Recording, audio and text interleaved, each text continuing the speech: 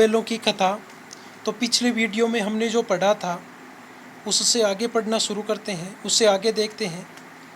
भागना कायरता है। जब दोनों बैल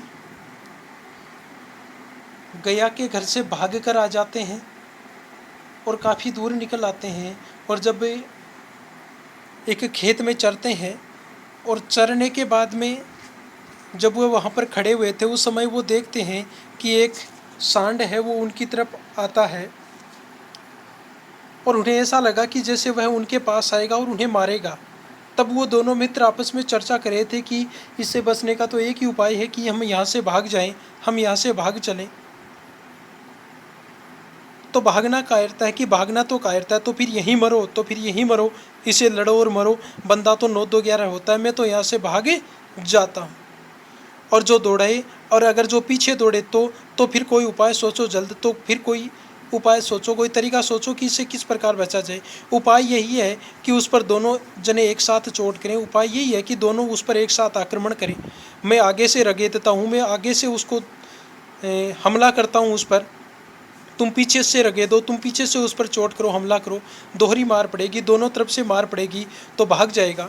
मेरी ओर झपटे, तुम बगल में उसके पेट में सींग घुसेड़ देना, कि अगर मेरी तरफ झपटे तो तुम उसके बगल में एक तरफ पेट में सींग घुसा देना। जान जोखिम है, जान जोखिम में है, पर दूसरा उपाय नहीं है। दोनों मित्र जान हथेलियों पर लेकर लपके, दोनों मित्र अपनी जान हथेलियों पर लेकर अपनी मृत्यु को लेकर उस सांड की तरफ लपके। सांड को भी संगठित शत्रुओं से लड़ने का तजर्बा नहीं था। तजर्बा यानी अनुभव, तजर्बा अनुभव। सांड भी कभी संगठन में अपने शत्रुओं से नहीं लड़ा था, वह तो एक एक से लड़ने का आदी था। वह तो एक शत्रु से मलयुद्ध करने का आदी था, मलयुद्ध करने का, कुश्ती करने का। जो ही हीरा पर झपटा, मोती ने पीछे से दौड़ाया। सांड उसकी तरफ मुड़ा तो हीरा ने रगेदा पीछे से उसको धक्का मारा, उसके चोट की। सांड चाहता था कि एक एक करके दोनों को गिरा ले, एक एक करके दोनों को गिराए, पर ये दोनों भी उस्ताद थे, माहिर थे। उसे यह अवसर न देते थे कि वह एक एक पर आक्रमण करे, ऐसा अवसर नहीं देते थे। एक बार सांड जलाकर हीरा का अंत कर देने के लिए चला कि मोती ने एक तरफ से आकर उसके पेट में सींग भोंक दिया, घुसा दिया। सांड क्रोध में आकर पीछे फिरा तो हीरा ने दूसरी तरफ से उसके सींग चुबो दिया। आखिर बेचारा जख्मी होकर, घायल होकर वहां से भाग गया।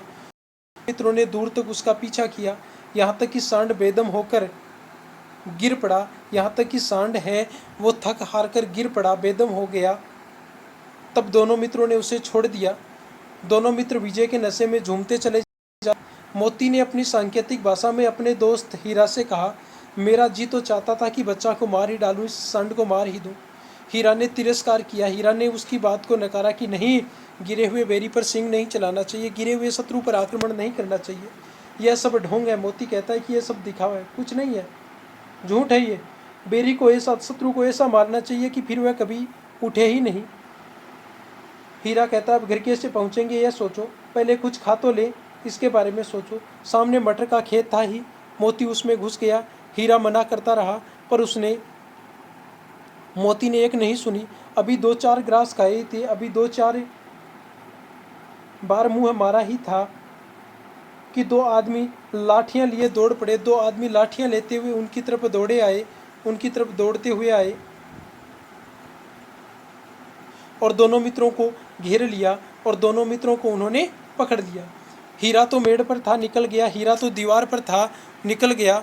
मोती सींचे हुए खेत में था, उसके खुर कीचड़ में धंसने लगे, न भाग सका, पकड़ लिया। हीरा ने देखा संगी संकट में है, हीरा ने देखा कि अपना मित्र है वो संकट में है, मुसीबत में है, तो लौट पड़ा। तो वह भी अपने मित्र के पास में आ गया। फंसेंगे तो दोनों फंसेंगे, पकड़े जाएंगे तो दोनों एक साथ पकड़े जाएंगे। रखवालों ने उसे भी पकड़ लिया। प्रातःकाल दोनों मित्र कांजी हाउस में बंद कर दिए गए। कांजी हाउस मवेशी खाना, जहाँ पर पशुओं को रखा जाता है, उसे एक मवेशी खाना या कांजी हाउस कहा जाता है। दोनों मित्रों को जीवन में पहली बार यह साबिका पड़ा था। दोनों मित्रों के जीवन में यह पहला अनुभव था, साबिका वास्ता, कि सारा दिन बीत गया और खाने को एक तिनका भी न मिला, कि सारा दिन गुजर गया और खाने को एक तिनका भी नहीं मिला था, खाने को कुछ भी नहीं मिला था। समझ में ही नहीं आता था कि ये कैसा स्वामी, ये कैसा मालिक है। इससे तो गया भी अच्छा था, इससे अच्छा तो गया भी था जो कुछ न कुछ तो खाने को देता था। यहाँ कई भैंसें थी, कई बकरियाँ थी, कई घोड़े थे, कई गधे थे, पर किसी के सामने चारा नहीं था। सब ज़मीन पर मुर्दों की तरह बिल्कुल कमज़ोर होकर पड़े थे। कई तो इतने कमज़ोर हो गए थे कि खड़े भी न हो सकते थे। सारा दिन दोनों मित्र फाटक की ओर टकटकी लगाए, एकटक नज़र लगाए हुए लगातार देखते रहे, पर कोई भी उनके लिए चारा लेकर आता हुआ दिखाई नहीं दिया। तब दोनों ने दीवार की नमकीन मिट्टी चाटनी शुरू कर दी। तब दोनों मित्र हैं वो कांजीओस की जो दीवार थी उस दीवार को चाटना शुरू कर देते हैं। पर इससे कहाँ भूख शांत होने वाली थी, तृप्ति होने वाली थी, कहाँ भूख शांत होने वाली थी। रात को भी जब कुछ भोजन न मिला तो हीरा के दिल में विद्रोह की ज्वाला दहक उठी। किसके मन में? हीरा के मन में। कैसे विद्रोह की? कि यहाँ से किसी न किसी प्रकार से निकलना ही पड़ेगा, वरना तो हम मर जाएंगे। तो कांजी होस का जो मालिक था, उस मालिक के प्रति विद्रोह की भावना उसके मन में, उसके दिल में दहक उठती है, उसके दिल में जाग जाती है। मोती से बोला, अब तो नहीं रहा जाता मोती। मोती ने सिर लटकाए हुए, मोती भी बेदम सा हो गया था। उसने कहा, मुझे तो मालूम होता है प्राण निकल रहे हैं, मुझे तो लग रहा है कि जान जा रही है। इतनी जल्दी हिम्मत ना हारो भाई, यहाँ से भागने का कोई उपाय निकालना चाहिए, कोई न कोई रास्ता निकालना चाहिए। और वो दीवार तोड़ डालें, मुझसे तो अब कुछ नहीं होगा, कि मेरे से तो कुछ नहीं होगा, मैं तो कमज़ोर हो गया हूँ बिल्कुल। बस इसी बूते पर अकड़ते थे, बस इसी के बल पर अकड़ते थे। इतनी शक्ति थी तुम्हें, सारी अकड़ निकल गई, बस निकल गई सारी अकड़। बाड़े की दीवार कच्ची थी, हीरा मजबूत तो था ही। उसने अपने नुकीले सींग दीवार में गड़ा दिए, घुसेड़ने शुरू किए और जोर मारा तो मिट्टी का एक चिपड़ निकल गया। तो ऊपर जो मिट्टी लगी हुई थी, जो प्लस्तर किया जाता है, उस प्लस्तर से वहाँ से एक टुकड़ा है, वो टुकड़ा काफ़ी दूर का एक टुकड़ा है, वो गिर जाता है, चिपड़ सा गिर जाता है। तो फिर उसका मनोबल बढ़ने लगा, उसका साहस बढ़ा। उसने दौड़ दौड़ कर दीवार पर चोटें की और हर चोट में थोड़ी थोड़ी मिट्टी वहाँ से गिरने लगी। उसी समय कांजी हाउस का चौकीदार है वो लालटेन लेकर जानवरों की हाजिरी लेने के लिए आ निकला। हीरा का उज्जड़पन, हीरा की शरारत देखकर उसने कई डंडे रसीद किए, कई डंडे जमाए और मोटी रस्सी से उसे बांध दिया गया।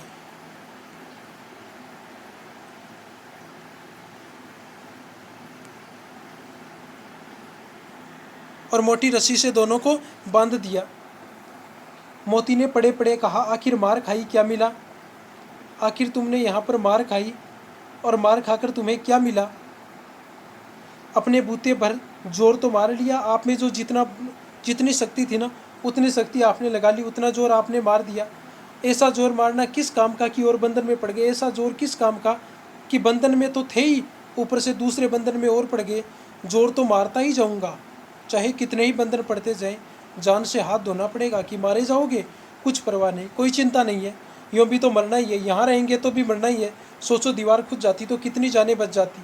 इतने भाई यहाँ बंद हैं, किसी की देह में जान नहीं है, किसी के शरीर में प्राण नहीं है। 2-4 दिन और यही हाल रहा तो सारे के सारे मर। बात तो है। अच्छा तो ला, फिर मैं भी जोर लगाता हूँ। कोई बात नहीं, लो मैं भी जोर लगाता हूँ। मोती ने भी दीवार में उसी जगह सींग मारा, थोड़ी सी मिट्टी गिरी और फिर उसकी भी हिम्मत बढ़ी। किसकी? मोती की भी। वह जोर मार मार कर दीवार पर सींग है वो मारने लगा, मानो किसी प्रतिद्वंदी से लड़ रहा, और इतनी अच्छी तरीके से, इतने ज़ोर से सींग मार रहा था जैसे अपने किसी शत्रु से लड़ रहा हो। आखिर कोई 2 घंटे की जोर आजमाइश के बाद दीवार के ऊपर से लगभग एक हाथ दीवार गिर गई। उसने दूनी शक्ति से दूसरा धक्का मारा तो आधी से ज़्यादा दीवार है वो गिर गई। दीवार का गिरना था कि अधमरे से पड़े हुए सभी जानवर चेत उठे, जाग गए। 3 घोड़ियाँ वहाँ से सरपट हवा की तरह दौड़ती हुई भाग निकली। फिर बकरियाँ निकल गई, भैंसें भी वहाँ से खिसक गई, निकल गई। पर गधे अभी ज्यों के त्यों खड़े हुए थे, लेकिन गधे हैं वो वहाँ पर वैसे के वैसे ही खड़े हुए थे। हीरा ने पूछा, तुम दोनों क्यों नहीं भाग जाते? तुम दोनों क्यों नहीं भाग रहे हो? एक गधे ने कहा, जो कहीं फिर पकड़ लिए गए, अगर फिर हमें पकड़ लिया गया तो क्या हर्ज है? तो क्या है? तो कौन सी बड़ी बात है? अभी तो भागने का अवसर है, भाग जाओ। पकड़े जाओगे तो देख लेना। हमें तो डर लगता है, हम यहीं पड़े रहेंगे। तो एक गधा कहता है कि नहीं, हमें तो डर लगता है, हम तो यहीं पड़े रहेंगे।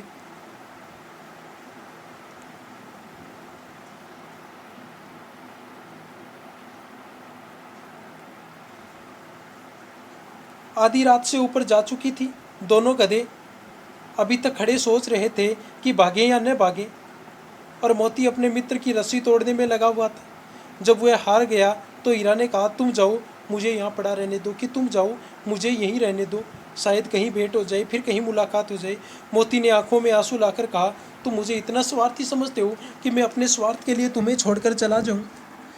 हीरा, हम और तुम इतने दिनों साथ रहे, हम दोनों में मित्रता थी, मित्रता को हमने इतने दिनों तक निभाया, और आज तुम विपत्ति में पड़ गए तो मैं तुम्हें छोड़कर चला जाऊं?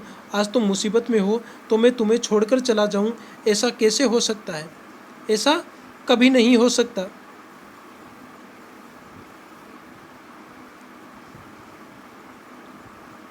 हीरा ने कहा, बहुत मार पड़ेगी। तो हीरा मोती से कहता है कि नहीं भागते हो तो बहुत मार पड़ेगी, यहाँ पर बहुत मार सहन करनी पड़ेगी, लोग समझ जाएंगे यह तुम्हारी ही शरारत है, तुमने ही सब कुछ किया है। मोती गर्व से बोला, अभिमान के साथ बोला, जिस अपराध के लिए तुम्हारे गले में बंधन पड़ा उसके लिए अगर मुझे मार पड़े तो क्या चिंता है? अरे तुम्हारे गले में बंधन पड़ा है, उसके लिए मेरे को अगर मार पड़ती है तो कोई चिंता नहीं है। इतना तो हो ही गया कि 9-10 प्राणियों की जान बच गई, और 9-10 प्राणियों की जान बचाने के बाद में अगर हमें किसी बंधन में बंधना पड़ता है तो ये तो अच्छी बात है, ये सब तो आशीर्वाद देंगे, इन सब का आशीर्वाद, इन सब की शुभकामनाएं तो अपने साथ रहेगी। यह कहते हुए मोती ने दोनों गधों को सींगों से मार मार कर बाड़े के बाहर निकाला, और फिर अपने बंधु के पास में आकर सो गया, हीरा के पास में आकर सो गया। भोर होते ही सुबह होते ही मुंशी और चौकीदार तथा अन्य कर्मचारियों में कैसी खलबली मची, इसके लिखने की ज़रूरत नहीं है। बस इतना ही काफ़ी है कि मोती की खूब मरम्मत हुई, उसे खूब पीटा गया और उसे भी मोटी रस्सी से बांध दिया गया। क्यों? क्योंकि सब समझ गए कि ये किसकी करतूत है, मोती की करतूत है। 1 सप्ताह तक दोनों मित्र वहाँ बंधे पड़े रहे। किसी ने चारे का एक तिनका भी उन्हें नहीं डाला। एक बार पानी दिखा दिया जाता था, यही उनका आधार था। दोनों इतने दुर्बल हो गए, इतने कमज़ोर हो गए थे कि उठा तक नहीं जाता था। ठठरियाँ निकल आई थी, उनकी हड्डियाँ निकल आई थी। एक दिन बाड़े के सामने डुग्गी बजने लगी, और दोपहर होते होते वहाँ 50-60 आदमी जमा हो गए, इकट्ठे हो गए। तब दोनों मित्रों को निकाला गया और उनकी देखभाल होने लगी, उनकी जांच परख होने लगी। लोग आकर उनकी सूरत, उनका चेहरा देखते और मन फीका करके ऐसे मृतक बैलों को कौन खरीदे, ऐसे मृतक बैलों को कौन खरीदे।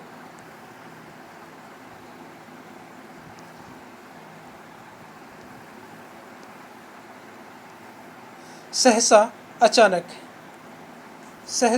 अचानक ढडियल यानी दाढ़ी वाला आदमी है, जिसकी आंखें लाल थी और मुद्रा अत्यंत कठोर थी, आया और दोनों मित्रों के कुल्हों में अंगुली गोद कर मुंशी जी से बातें करने लगा। उनका चेहरा देखकर अंतर्ज्ञान से, आत्मिक ज्ञान से दोनों मित्रों के दिल कांप उठे। दोनों मित्र डर गए। वह कौन है और उन्हें क्यों टटोल रहा है, क्यों देख रहा है, इस विषय में उन्हें कोई संदेह नहीं हुआ। दोनों ने एक दूसरे को भीत नेत्रों से, डरे हुए नेत्रों से देखा और सिर झुका लिया। हीरा ने कहा गया कि घर से नाहक भागे, झूठे भागे, अब जान नहीं बचेगी। मोती ने अश्रद्धा के भाव से उत्तर दिया, कहते हैं भगवान सबके ऊपर दया करते, उन्हें हमारे ऊपर दया क्यों नहीं आती। श्रद्धा भाव निकल जाता है और अश्रद्धा के भाव से कहते हैं कि देखो भगवान भी अपने ऊपर दया नहीं करता है, सब पर दया करता है लेकिन अपने ऊपर दया नहीं करता है, हमारे ऊपर उन्हें दया नहीं आती है। भगवान के लिए हमारा मरना जीना दोनों बराबर है, हम जिए चाहे मरे उन्हें कोई मतलब नहीं है। चलो अच्छा है, कुछ दिन उसके पास तो रहेंगे। एक बार भगवान ने उस लड़की के रूप में हमें बचा लिया था, अब क्या न बचाएंगे, क्या पता अब भी बचाने के लिए किसी न किसी रूप में आ जाए। यह आदमी छुरी चलाएगा, हमें काटेगा, मारेगा, देख लेना, तो क्या चिंता है, क्यों चिंता करते हो। मांस, खाल, सींग, हड्डी सब किसी न किसी काम तो आ ही जाएंगे। नीलाम हो जाने के बाद में, बेच दिए जाने के बाद में दोनों मित्र उस डडियल के साथ चले। दोनों की बोटी बोटी अंग अंग काँप रहा था, बेचारे पाँव तक न उठा सकते थे, पर भय के मारे गिरते पड़ते भागते थे। क्यों? क्योंकि जैसे ही उनकी चाल धीमी होती वह डडियल उन्हें पीछे से डंडों से मारता था। राह में, रास्ते में गाय बैलों का रेवड़ है, वो चरता हुआ हरे हरे हार में चरता नजर आया, हरे भरे खेतों में, खलिहानों में चरता नजर आया। सभी जानवर प्रसन्न थे, चिकने थे, चपल थे, कोई उछलता था, उछल कूद कर रहा था, कोई आनंद से बैठा हुआ था, पागुर कर रहा था प्रसन्नता के साथ में। सारे हैं वो जानवर हैं, वो चर रहे थे, घास खा रहे थे, मस्ती कर रहे थे। कितना सुखी जीवन था इन सब का। पर कितने स्वार्थी हैं, पर देखो कितने स्वार्थी हैं। किसी ने हमारे बारे में सोचा ही नहीं है, कोई सोच ही नहीं रहा है कि उनके दो भाई हैं वो इस तरीके से बंधे हुए हैं, बंधन में पड़ गए हैं और यहाँ से ले जाए जा रहे हैं। सहसा अचानक दोनों को ऐसा मालूम हुआ कि यह परिचित रहा है, ये देखा वाला रास्ता है। हाँ, इसी रास्ते से गया, उन्हें ले गया था। वही खेत है, वही बाग है, वही गांव मिलने लगे। प्रतिक्षण प्रत्यक्षण उनकी चाल तेज होने लगी। किनकी? हीरा और मोती की। सारी थकान, सारी दुर्बलता, कमजोरी है वो गायब हो गई। आह, यह लो, अपना ही हार आ गया, अपना ही घर आ गया, अपना ही स्थान आ गया।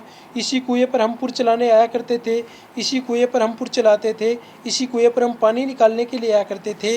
यही वह कुआं है।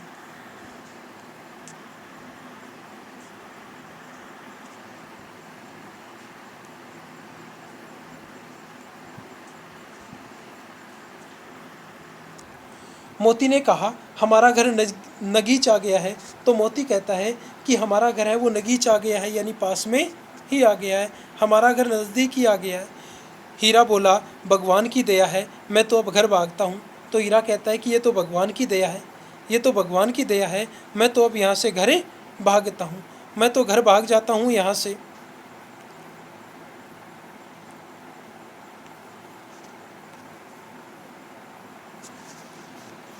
कि मैं तो अब यहाँ से घर भागता हूँ।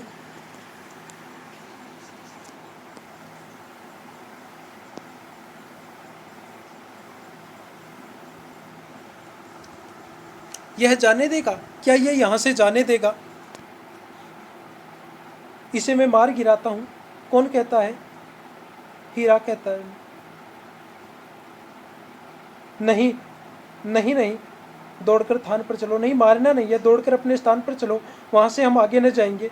दोनों उन्मत्त होकर, दोनों मदमस्त होकर वहाँ बछड़ों की बाती कुल्लेले करते हुए, उछल कूद करते हुए घर की तरफ दौड़े।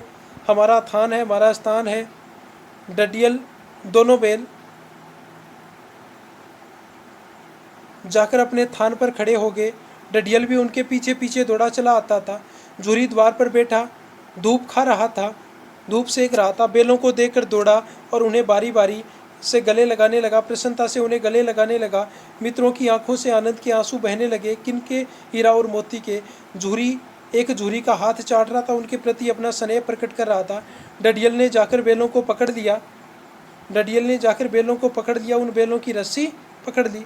झूरी ने कहा मेरे बैल है, क्यों पकड़ रहे हो? तुम्हारे बैल कैसे हुए? डडियल कहता है मैं मवेशी कहानी से नीलाम किए लाता हूँ, खरीद कर लाया हूँ। मैं तो समझता हूँ चुराए लिए हो, चुरा कर ले कर आ रहे हो। चुपके से चले जाओ, चुपचाप चले जाओ। मेरे बैल हैं, मैं बेचूंगा तो बिकेंगे। किसी को मेरे बैल नीलाम करने का क्या अख्तियार है? अख्तियार है यानी अधिकार है। जाकर थाने में रपट कर दूंगा, रिपोर्ट कर दूंगा। कौन कहता है ये बात? डडियल। मेरे बैल हैं, इसका सबूत है कि मेरे थान पर खड़े। डडियल झल्ला कर बैलों को जबरदस्ती पकड़ कर ले जाने लगा। झल्ला कर, जोर से बोलकर, गुस्सा करते हुए उनको पकड़ देता है, ले जाने लगा। उसी वक्त मोती ने सींग चलाया। डडियल पीछे हटा। मोती ने उसका पीछा किया, उसे दूर तक खदेड़ा। डडियल भागा, मोती पीछे दौड़ा। गांव के बाहर निकल जाने पर वह रुका। कौन रुका? मोती रुका, पर खड़ा डडियल का रास्ता देख रहा था कि कहीं वह वापिस तो नहीं आ रहा है, पुनः तो नहीं आ रहा है। डडियल दूर खड़ा उन्हें धमकियां दे रहा था, उसे गालियां दे रहा था, उस पर पत्थर फेंक रहा था। और मोती विजयी सुर की भांति, एक विजेता की भांति उसका रास्ता रोके खड़ा था। गांव के लोग यह तमाशा देखते थे और हंसते थे। गांव के लोग यह तमाशा देख रहे थे और हंस रहे थे। जब डडियल हार कर चला गया तो मोती अकड़ता हुआ लौटा। जब डडियल वहां से हार कर चला गया तो मोती है वो मोती वहां से अकड़ता हुआ लौटा। हीरा ने कहा मैं डर रहा था कि कहीं तुम गुस्से में आकर उसे मार न बैठो। अगर वह मुझे पकड़ता तो मैं बेमारे न छोड़ता, बेमारे न छोड़ता, बिना मारे नहीं छोड़ता। अब ना आएगा, अब नहीं आएगा, आएगा तो दूर से ही खबर लूँगा, उसे दूर से ही देख लूँगा। जो गोली मरवा दे मर जाऊँगा, पर उसके काम तो नहीं आऊँगा।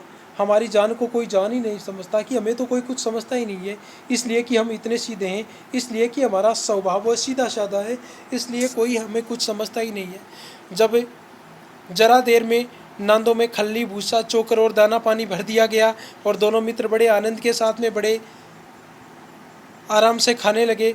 झूरी खड़ा दोनों को सहला रहा था और 20 लड़के ये तमाशा देख रहे थे। सारे गांव में उत्साह सा उत्सव सा माहौल हो गया। उसी समय मालकिन ने आकर दोनों के हाथ चूम लिए। इसी के साथ अपना ये पाठ कंप्लीट होता है।